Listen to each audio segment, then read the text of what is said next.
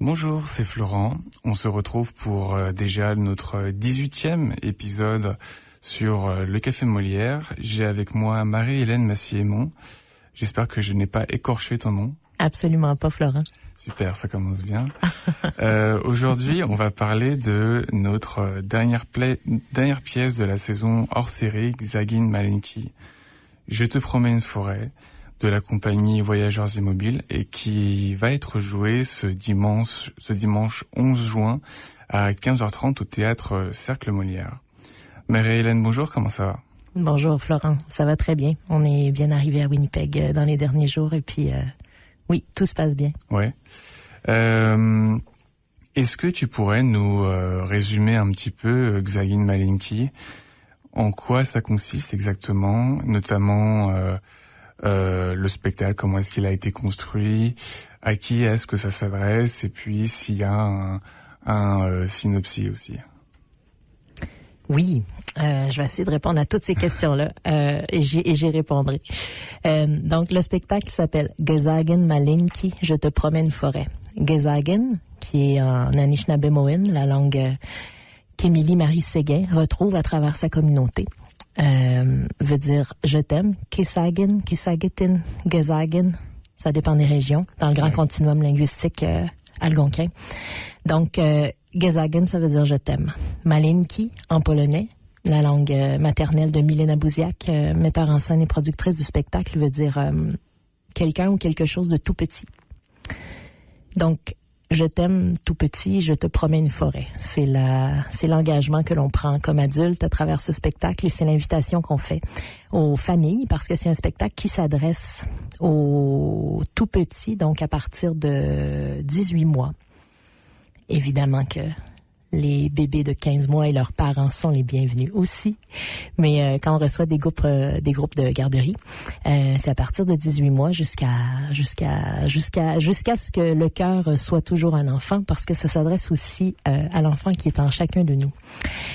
Et qu'est-ce que c'est? Ben, c'est un spectacle, c'est un lieu en fait, Gzagin Maleńki, je te promets une forêt, parce que nous recevons le public sur le plateau, sur la scène avec nous.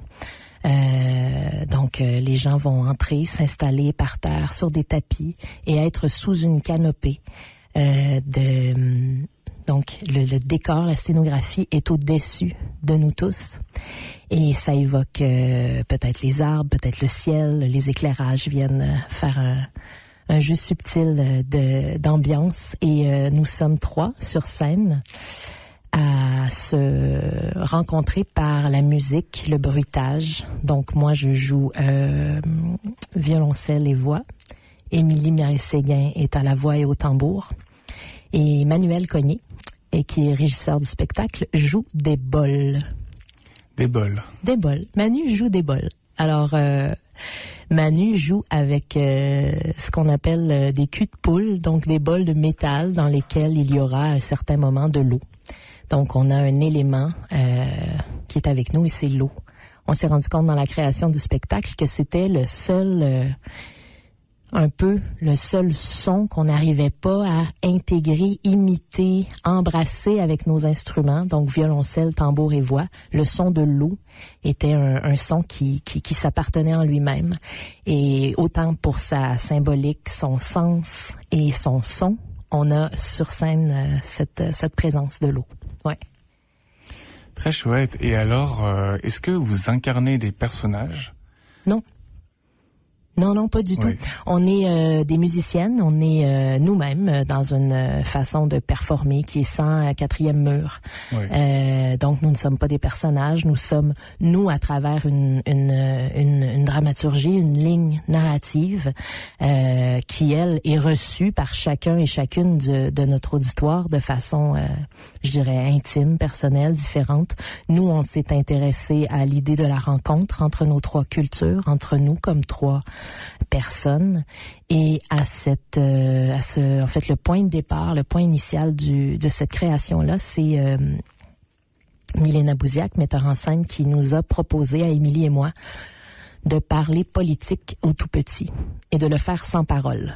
Donc déjà là, on ouvre un champ des des questions et des possibles, parler de nos histoires, de notre histoire, de qu'est-ce que d'habiter ce territoire qui est le Canada, qui est dans notre cas l'Anishinaabe-Aki, donc le territoire des Anishinaabe au Québec et en Ontario.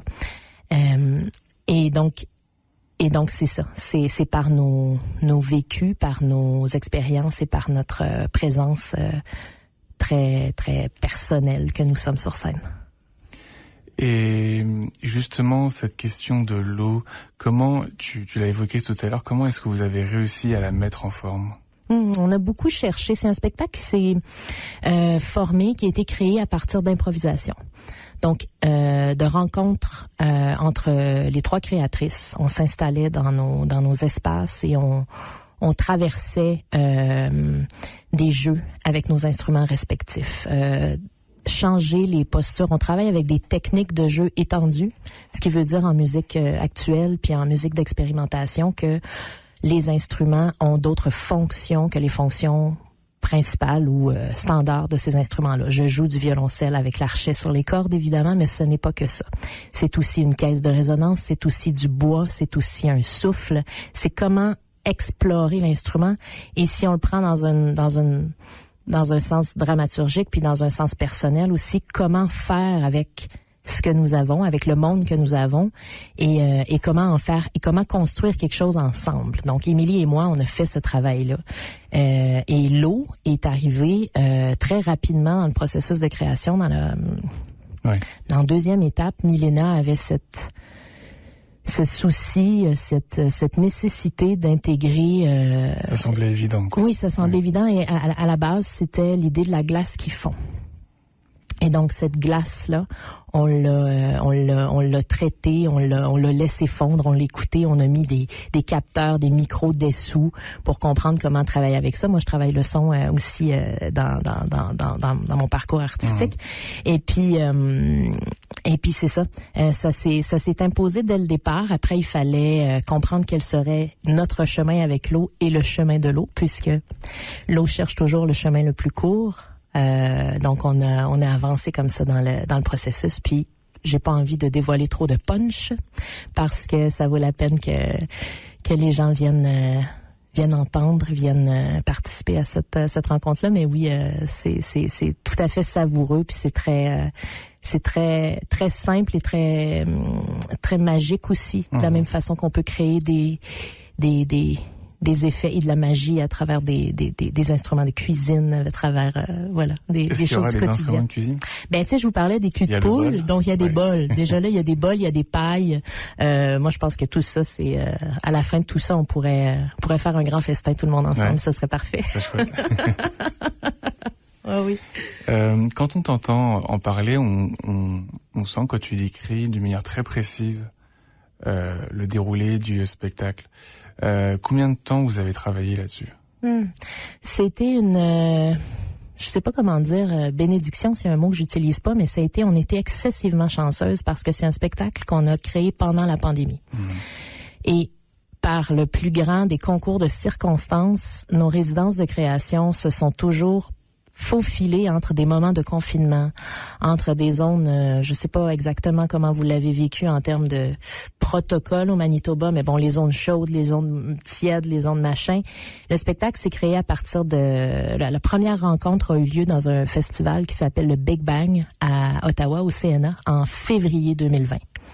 Donc, Émilie et moi, on a commencé à improviser. On a fait... je vais dire autour d'une dizaine de concerts très courts de 12 minutes, 15 minutes avec public. Et là, on était en pure improvisation. En forêt? À l'intérieur. À ce moment-là, c'était février, donc c'était à l'intérieur. Et rapidement, l'extérieur est arrivé dans notre processus. Parce que c'est à partir de prises de son, d'improvisation, d'enregistrement sonore en forêt, dans nos forêts respectives. On a commencé par se présenter nos forêts, toutes les trois comme créatrices. Donc, on a travaillé dans nos trois territoires. Puis Et là, avec les rivières sur le bord desquelles on était, avec les forêts dans lesquelles on était, on a commencé à, chanter, improviser, laisser des mélodies venir, surgir. Il y en a plusieurs qui sont maintenant cristallisées dans le spectacle, puis il y en a d'autres qui sont passées, puis qui vont peut-être revenir à un autre moment, mais la forêt s'est imposée comme lieu de création depuis 2020, et puis le spectacle existe depuis 2022. Donc l'année dernière, on a créé le spectacle en intérieur, mais la version extérieure existait déjà depuis 1 an. Et voilà. Quelles sont ces 3 forêts que tu mentionnes? Ouais, c'est d'abord la rivière des Outaouais. Donc dans la portion de Aylmer au Québec. On est sur le bord de la grande rivière des Outaouais, tout proche de la ville. Et c'est une forêt parce que des animaux, des gens, des êtres y vivent. Et il y a des arbres, il y a toute cette nature qui est collée sur la ville. Hein. Et pour nous, c'était essentiel de tenir cette promesse parce que ça a beau être un titre, mais pour nous, c'est véritablement un engagement. C'est promettre une forêt, c'est promettre un lieu habitable pour ces enfants-là qui sont ici aujourd'hui et pour les enfants de demain et pour leurs enfants de demain et tout ça. Donc, cette responsabilité-là d'adulte, elle était pour nous impérative à développer dans des contextes urbains aussi. Il y a des avions qui passent, il y a le son des camions, il y a l'industrialisation, tout ça fait partie du monde dans lequel nous vivons. Donc ça a été je l'exemplifie comme ça. On est allé à Gloucester dans la région d'Émilie, donc un peu au sud, South Keys, à Ottawa. Okay. Où là on est dans des marécages, des forêts d'érables aussi. Et encore là, tu sais, c'est une façon pour nous de se rencontrer toutes les 3, d'entrer dans dans nos réflexions, mais aussi dans le faire. Hein, tu sais, être en forêt, c'est se balader, mais c'est aussi observer, c'est aussi avoir ses rituels, ses habitudes qui sont différentes culturellement pour moi, Émilie et Milena. Et on est finalement aussi, on a été en Abitibi, qui est la forêt boréale, moi où je vis, où je suis née. Donc, dans des forêts d'épinettes blanches, d'épinettes noires, de pins gris. Et on a créé, en 2021, la version extérieure sur le site de Kinawit, qui est un endroit chapeauté puis utilisé par la communauté autochtone de Val-d'Or. Et ça a été extrêmement précieux aussi et très, très important dans la création de ce spectacle-là parce que c'est aussi des rencontres avec des gens quand on fait des processus comme ça. T'sais. On n'était pas seulement isolés à 3, on est aussi dans l'échange, puis voilà, donc c'était ça. Et donc la version intérieure combine finalement ces 3 forêts? On les sent dans la. Je pense que ça se transmet possiblement dans les sons des instruments, mais j'ai envie de dire, tu sais, comme on est dans quelque chose qui est sans parole et qui est sans image, là, il y a pas de vidéo, il y a pas. C'est un peu à la volonté puis à l'interprétation de chacun. Moi, je pense que cette forêt-là, elle existe aussi dans l'image que des gens ici vont pouvoir se créer de lieux qu'ils aiment et d'une histoire qui les rejoint parce que nous, on se raconte une histoire. Quand je produis un son avec le violoncelle, pour moi, c'est très clair. Tu sais, je sais que je fais cet oiseau-là. Mais ça reste mon interprétation, tu sais, et c'est là où on a une connexion puis une communication avec l'autre aussi, c'est que ça peut être puis souvent on a ces rencontres-là avec les enfants après ou avec les publics, tu sais, qu'est-ce que vous avez entendu, et puis la quantité d'êtres vivants qui ont été nommés auxquels nous on n'avait pas pensé, parce que chacun a son territoire, puis chacun a ses référents en fait, puis ça c'est vraiment intéressant. Quelle différence tu notes entre jouer en intérieur et jouer en extérieur? On n'a pas du tout le même contrôle en intérieur et en extérieur. C'est-à-dire qu'en extérieur, on vient de faire une série de spectacles en extérieur à Toronto, dans un parc de Etobicoke.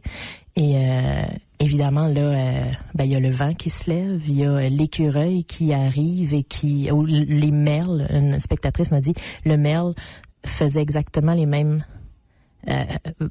se déplaçait sur le rythme de la musique à ce moment-là. T'sais, donc, on entre en connexion d'une certaine façon avec l'espace en extérieur, tandis qu'en intérieur, notre proposition doit être encore plus précise pour laisser l'espace au public pour qu'il se fasse son histoire. En extérieur, il suffit d'avoir les oreilles et les yeux grands ouverts, ou les yeux fermés et les oreilles grands ouvertes pour se faire un parcours. En intérieur, c'est la scénographie, les éclairages qui donnent cette impulsion-là. Ouais. Et alors, les spectateurs participent directement sur scène. Comment est-ce qu'on va participer justement au spectacle? Est-ce qu'on va participer à la musique, par exemple? C'est toujours à la volonté de chacun. Oui. C'est-à-dire qu'il y a des enfants qui vont être extrêmement communicatifs, puis qui vont, dès le début, puis je dis des enfants, puis des fois, j'ai envie de dire des groupes d'enfants, parce qu'il y a aussi toute cette contagion-là. Fait que des fois, on a des publics qui se lèvent à un certain moment, puis qui se mettent à danser. Oui. T'as 35 enfants, 40 enfants de 18 mois qui se sont levés, et puis là, eux, ils font cette pièce-là avec nous, ce bout de la pièce avec nous. Il y a des publics, ça dépend des heures, ça dépend d'où on est face à la sieste aussi. Mais tu sais, c'est toutes ces choses-là. Et il n'y a pas d'exigence de participer. On ne demande jamais aux gens de taper des mains ou il y a jamais de consigne. Il y a ni consigne ni morale dans ce processus-là, puis dans ce spectacle-là. Il y a des propositions. Puis ça peut être un des enjeux, c'est de sentir qu'on peut juste laisser aller son enfant à être ce qu'il a envie d'être à ce moment-là. S'il a envie de se coucher sur le tapis, c'est correct. S'il a envie de se lever, c'est correct. Si les petits ont besoin de partir à un certain moment avec leurs parents parce que ça serait trop fort ou trop émotivement trop intense, ils peuvent se retirer un petit peu puis revenir après. C'est cette forme-là permet à chacun de le vivre à sa façon. Puis là où on participe, c'est aussi qu'on est actif comme spectateur parce que ça se passe à 360 degrés autour de nous. Tu sais. Est-ce que tu es au centre de la scène? Le public est au centre. De la scène. Alors, oui, nous, le public est au centre et nous sommes positionnés dans une espèce de triangle, les trois performeurs. Et oui, ouais. Et justement, comment elle est cette relation justement avec les jeunes? Est-ce que tu as des expériences à raconter, des moments qui t'ont marqué justement, des personnes qui ont pu je sais pas moi, interagir d'une certaine façon avec le spectacle? Oui. C'est la majorité du temps, la réaction des enfants, elle est assez directe. Hein? Ouais. Elle est précise aussi, tant par la surprise que par la volonté de connecter. Fait qu'il est arrivé fréquemment que des bébés, là je parle même en bas de 18 mois, décident de venir vers le violoncelle. Et là, c'est souvent maximum 2 enfants. C'est des enfants qui ont une espèce de goût de l'aventure, puis ils se disent, ah non, mais, puis je le vois dans leurs yeux, ah non, ça c'est intéressant. Ouais. Ah oui, ça j'aime ça, moi. OK, je vais aller voir plus proche. Ah oui, OK.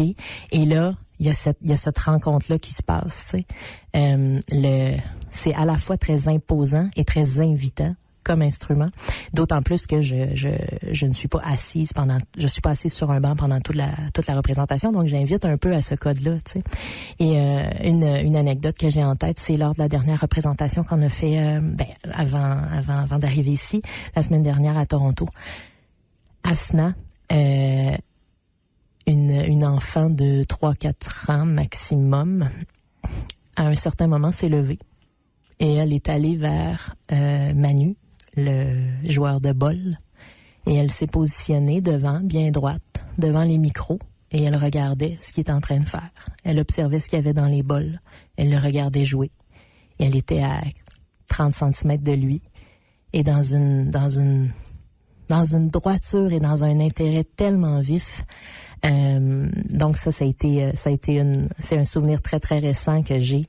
Dans la participation, il y a aussi beaucoup de moments de calme où on sent que les enfants, à un certain moment du spectacle, s'assoupissent un peu. C'est comme lâche prise, puis soit ferme les yeux, soit justement ne regarde que vers la canopée, donc vers notre ciel, où là, avec le jeu d'éclairage, quelque chose de très doux, il y a du mouvement qui se crée. Puis, une chose qui est très belle, c'est la relation que les enfants et les parents peuvent avoir pendant le spectacle, parce que c'est quand même un moment unique que de venir... C'est plus qu'assister à quelque chose, c'est aussi prendre part à un spectacle sans que ce soit un engagement là, de participation active, comme je disais, mais il y a une action d'être là, d'être avec son enfant qui est fasciné par un son, fasciné par une image qu'il vient de voir, tu sais. Puis ça pour moi, c'est super touchant de voir les familles faire ça. Et j'ajoute une chose, les grands-enfants, finalement, il y en a plein, les grands-enfants et les petits. Quand c'est les représentations familiales... Les grands-enfants, c'est les parents? Ah, mais ça, juste entre les deux. Tu sais, comme 6-7 ans, là, le grand frère, la grande sœur, ou 8 ans, 9 ans, qui vient, mais qui est comme, ouais, je vais y aller, tu sais. Ah ouais, c'est correct, j'ai pas vraiment d'autre choix. Et finalement, à un certain moment de la représentation, les enfants entre eux, donc de familles différentes, finissent par se relier. Et l'enfant de 8 ans va... regarder un bébé et commencer à taper des mains avec lui, tu sais. Donc, toutes ces rencontres-là, c'est plein de petits moments très, très précieux pour nous. Ça a l'air assez magique, ouais. Ben, c'est très vivifiant. Pour nous, là, c'est un immense privilège, une immense chance de faire ce spectacle-là parce qu'on en ressort après chaque représentation extrêmement nourrie, tu sais. C'est un moment très positif, même si à la fois on traverse quand même, on traverse des moments de tension musicale, de dissonance, comme dans la vie et comme dans notre histoire aussi canadienne. On n'est pas que dans quelque chose de consensuel mais tout ça on le fait à hauteur d'enfant. En termes de volume aussi, tu sais, les petites oreilles sont vraiment prises en considération pendant toute la représentation, mais ça n'empêche pas qu'il peut y avoir une charge émotive, une charge sonore dans nos instruments, dans notre façon de se rencontrer, Émilie et moi. Et donc tout ça, tout ce parcours-là qu'on fait, nous intéresse beaucoup, nous nourrit beaucoup. Cette musique que vous faites, est-ce qu'elle est improvisée? Ou bien est-ce que parce que tu m'avais mentionné hors antenne que vous avez fait un album, est-ce que c'est un mélange entre improvisation et morceaux déjà créés, ou est-ce que c'est simplement entre guillemets des morceaux déjà créés? C'est devenu une trame qui était fixée. Ouais. On l'a développé par improvisation, puis à partir d'un certain moment, les étapes se franchissent par les mêmes mélodies, par les mêmes pièces. Ah oui. Okay. Donc il y a des ajouts, il y a des bonifications à certains endroits qu'on fait au fil des représentations. On a une 70aine de fêtes en 2 ans là, dans avec les 2 tournées. Mais non, effectivement, c'est une trame qui est assez fixée, ce qui nous permet de traverser, de rester très, très, très, très en relation avec ce que des enfants de 18 mois peuvent recevoir et dans ce quoi ils peuvent s'engager en termes de temps aussi, tu sais. Parce que les enfants, c'est un spectacle qui est plus ou moins de 25 à 28 minutes, je dirais, là, d'une durée, là, dès que ça commence. Et c'est aussi pas mal le maximum d'attention que les enfants de cet âge peuvent avoir puis recevoir. Fait que, non, le spectacle est fixé et ce qui nous permet aussi d'avoir je dirais que c'est un spectacle fixé, de théâtre, tu sais. Oui, c'est ça. Il y a certaines actions, tout ça qui sont ensemble, Mais c'est intéressant de savoir que si la musique est déjà bien cadrée, en fait, elle résulte quand même de toutes les expériences d'improvisation que vous avez pu faire.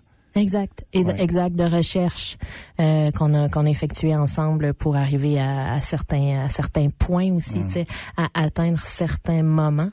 Pour nous, cette trame, c'est une histoire qui se déroule du printemps au prochain printemps. On le voit comme ça. On aborde le début de la pièce et on va passer par le printemps, l'été, l'automne, l'hiver et arriver à un prochain printemps. Donc à une renaissance, de la naissance à la renaissance. C'est un peu pour nous de notre trame, c'est ça. Et puis là-dedans, ben il y a différentes dynamiques. Tu sais, en fait, il y a une grande dynamique, je dirais, là, sonore entre ces saisons-là. Puis entre cette rencontre-là aussi entre entre nous trois, entre Émilie et moi. Là, je parle de rencontres aussi symboliques là, en termes de gardien du territoire depuis des milliers d'années, moi qui est d'origine de famille de colons, Milena qui est canadienne de première génération, est arrivée à l'âge de 11 ans ici dans les années 90 et ses enfants sont nés ici. Donc on est dans ces... Quand on parle tout à l'heure, je parlais de politique, on est dans ces sphères-là.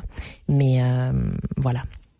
Et justement, ce rapport à la politique que tu mentionnes, c'est directement corrélé aussi à à la façon dont vous-même, en fait, avez pu vivre ce spectacle, et aussi en lien avec votre parcours, en lien avec vos origines aussi. Mm-hmm. Oui. Puis en lien avec notre lecture du legs. Qu'est-ce qu'on, comme adulte, dans une période de grands bouleversements climatiques comme ça présentement, là, comment adresser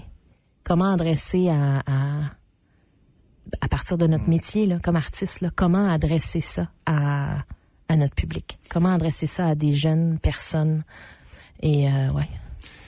Tu mentionnais tout à l'heure que vous, trois sur scène, vous aviez comme chacune vos propres cultures et que vous les partagez sur scène. Est-ce que tu peux nous en dire plus sur ce sujet? Oui. Ben, en fait, on se rencontre à partir de ces points de départ culturels-là. Ouais. En musique, ben, ça se traduit par, comme je le disais tout à l'heure, de la dissonance, de l'harmonie, de la fête, du rythme, de la tension sonore, et c'est par ces différentes étapes-là. Je dirais que symboliquement, Milena Bouziac incarne un peu l'eau parce que Milena est metteur en scène, elle n'est pas sur scène, mais c'est ça. C'est par un certain moment, il y a une pièce qui est une vieille chanson française qu'on connaît tous, qui est dérivée de À la Clairefontaine, qui est possiblement une des plus vieilles chansons qui nous a été qui est arrivée jusqu'à nous, tu sais. Et c'est aussi une chanson qui est très importante dans les communautés métisses du sud de North Bay Matawa, d'où vient Émilie. Et c'est aussi une mélodie qui fait partie de nos vies et de la vie des enfants d'aujourd'hui dans plusieurs contextes, tu sais. Donc, à partir d'une mélodie comme celle-là, ben nous, on a développé, on a plié, on s'est arrangé une rencontre à travers ça, une rencontre sonore, tu sais, musicale. Puis dans la traduction de cette rencontre-là aussi, ou de ces trois cultures-là, ça se manifeste dans l'album parce qu'on a finalement choisi de développer les titres des pièces en 3 langues. Et ça a été une façon d'intégrer ces rencontres-là. Milena étant la non-musicienne du groupe. Donc, c'est aussi à travers... C'est ça, tu sais. On n'est pas allé forcer des choses. Milena n'est pas musicienne, elle est metteur en scène. Émilie et moi, on part à partir de ce qu'on a comme bagage musical et culturel. Puis le chant de la fin, le chant de la toute fin du spectacle est un chant communautaire qu'Émilie a appris par des enseignements puis par les communautés avec lesquelles elle est. Et donc ça, on le transmet aussi, là, on le partage avec le public à la fin. C'est intéressant parce que dans ce que tu me racontes, ça me fait rappeler l'épisode qu'on avait fait, un des épisodes qu'on a fait sur Empreinte qui, de mémoire, s'appelle 3 cultures francophones dans un spectacle. Et on revenait aussi sur le processus de création du spectacle avec les 3 comédiens, comédiennes, et notamment qui venaient tous les 3 avec leur propre culture francophone, pour le coup. Et j'invite les gens à écouter aussi cet épisode parce qu'il y a pas mal de rapprochements, en fait, je trouve, avec ce que tu mentionnes et justement comment est-ce que tu articules, en fait, tes expériences, ta propre culture au spectacle, mais comment est-ce que tu fais pour conjuguer ça avec celle des autres et tous les points aussi où des fois il peut y avoir des dissonances, mais aussi des manières de se compléter mutuellement. Voilà, c'était juste la petite parenthèse que je voulais faire. parler de politique aux plus jeunes. Ça m'intéresse beaucoup, cette façon que tu as de pouvoir en parler. Mais concrètement, comment ça se passe en fait? Comment est-ce que tu parles de ça? Parce que politique en soi, c'est un terme assez général. Comment on parle du police? Comment on parle du vivre ensemble dans un espace, dans un territoire? Ben, je pense qu'il faut venir voir le spectacle pour, c'est-à-dire que c'est à travers ce spectacle-là que c'est fait. C'est pas, je disais, c'est comme un peu une phrase punch, tu sais, une metteur en scène nous dit on va parler de politique à des 18 mois, on fait OK. Essayons-le. Ouais. Puis comment? Puis qu'est-ce que ça veut dire? Puis qu'est-ce que ça veut dire de parler de rencontre? Qu'est-ce que ça veut dire de parler de préservation ou de... Est-ce que c'est d'en parler ou c'est de le faire? Moi, je pense qu'on le fait dans le spectacle plus qu'on en parle parce que même si parler est une action, ce qu'on met à disposition du public, c'est un endroit où, j'ai envie de dire, on peut être qui on est, on peut être là, on peut être bien et on peut prendre soin de cet endroit-là qui est une forêt rêvée, tu sais, qui est une forêt dans un théâtre, là, on est bien d'accord, là. Mais qui est pleine d'éléments qui nous ramènent à l'extérieur, qui est pleine d'éléments qui nous ramènent à l'extérieur en termes de matérialité, qui nous ramènent à des sons d'animaux, qui nous ramènent à des éléments, au vent, à l'eau, etc. Puis, selon moi, parler de politique en ce moment, c'est parler de changement radical de notre façon de vivre, tu sais. C'est de parler dans la joie, c'est de faire dans la joie un monde dans lequel on peut tous être et basé et nécessairement induit par les communautés, les gens et les ancêtres qui ont gardé le territoire ici pendant des milliers d'années, tu sais, parce que moi je vous l'ai dit, je viens de l'Abitibi qui en ce moment est la région qui brûle au Québec. Il y en a plusieurs, mais chez nous, ça brûle. Et donc, mon engagement comme adulte envers la génération qui est là, qui est petite et qui continue à naître, parce que le spectacle va continuer d'évoluer, donc il va y avoir des nouveaux publics dans 1 an, dans 2 ans. C'est aussi de dire il existe une renaissance, parce que là, chez nous, la forêt, elle est brûlée, là. Je promets une forêt, je promets que la forêt va revenir. C'est ça que je peux faire. Fait que pour moi, ça, c'est un engagement politique, tu sais. Tout simplement, surtout de nos jours, ces années-ci, avec les décisions qui sont prises de nos gouvernements. Si je le prends en termes de politique canadienne, politique provinciale, voilà. Ouais, je dirais ça comme ça. Ouais, donc c'est une manière d'envisager la politique, mais sous toutes les formes, en tout cas sur différentes formes, et pas simplement d'un point de vue classique du terme. Surtout pas d'un point de vue des partis, surtout pas d'un point de vue des assemblées, mais d'un point de vue... je pense qu'on peut l'imaginer dans le spectacle un peu du point de vue de la diplomatie, par exemple. Qu'est-ce que c'est que de parler à l'autre qui est autodéterminé, tu sais?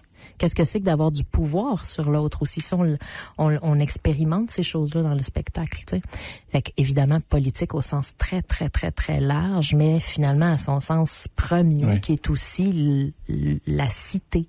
Oui. Qu'est-ce que c'est que de parler de la cité, puis de la cité d'aujourd'hui, puis de la cité qu'on traîne, qu'on a avec nous, puis où on va avec cette cité-là dans les prochaines années. Ouais. Et puis de poser les sujets autour de l'écologie, de la nature directement dans un spectacle auprès d'enfants âgés de 18 mois à 7 ans, c'est très fort comme chose aussi. C'est tellement le fun. Ouais. Tu mentionnais que le spectacle allait évoluer ensuite. Est-ce que tu peux l'évoquer un petit peu? En fait, c'est qu'on réalise que on évolue à travers le spectacle. Il n'y a pas une deuxième version du spectacle directement, mais en travaillant le spectacle en intérieur, en extérieur, on le réfléchit, tu sais, en le faisant là, comme ça. On est dans des tournées qui sont assez longues. C'est notre 2e tournée, mais on est à une 40aine de dates par tournée. Donc, à force de le faire, on vit dans ce spectacle-là pendant plusieurs semaines et on on y retrouve aussi, nous, des fois, on se rappelle le sens qu'on y a mis au départ, puis là, on se raconte une nouvelle histoire, Émilie et moi, tu sais, où on repense à une nouvelle histoire qui émane de ce qu'on fait, une nouvelle lecture. Quand je dis histoire, je dis lecture des gestes qu'on pose. Puis je trouve qu'il évolue en ce sens-là. Ouais, c'est vraiment ça. Et est-ce que vous l'adaptez aussi éventuellement en fonction de l'actualité qu'il peut y avoir, et notamment ce qui se passe actuellement avec les feux de forêt au Canada? Mais tu sais, j'ai envie de dire que les enfants n'ont pas changé, c'est-à-dire que la charge puis la durée de la charge doit rester la même. Ça aussi, c'est un engagement qu'on a comme performeur. Je peux pas faire du feu pendant 20 minutes, les enfants vont partir. Mais pour moi, quand je fais ce que je trouve être le feu, pour moi, ça, en ce moment, ça me fait penser au mien d'une autre façon. Tu sais, ça c'est évident. Puis, tu sais, bon, on est dans des années où il y a des enjeux de ce type sont multiples. Donc, comme on touche à tous les éléments dans le spectacle, là, l'eau, la terre, le feu et l'air, oui, il y a toujours des résonances pour nous qui sont plus actuelles à certains moments. Ça, c'est, j'ai envie de dire malheureusement, mais la réalité, c'est que c'est indéniable, tu sais, tout simplement. Ouais. On arrive sur la fin de notre entrevue. Est-ce que tu aurais un livre à nous conseiller? Pour qui? Pour quel? Pour... C'est toi qui choisis. Ah, aïe aïe. Ah, c'est donc une belle fin surprenante. Alors, pour les adultes, là, OK, je partage une lecture que je fais en ce moment. C'est Emanuele Cuccia qui a écrit, c'est un philosophe italien, assez jeune, qui écrit Métamorphose au pluriel.